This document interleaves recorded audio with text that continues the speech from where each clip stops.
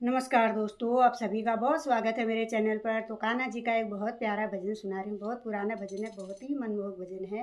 तो आप भाव से सुनिएगा। अगर भजन अच्छा लगे तो चैनल को सब्सक्राइब करें, लाइक करें, शेयर करें और प्यारे प्यारे से कमेंट करें। बोलिए कृष्ण कन्हैया की जय, राधा रानी की जय, राधे राधे।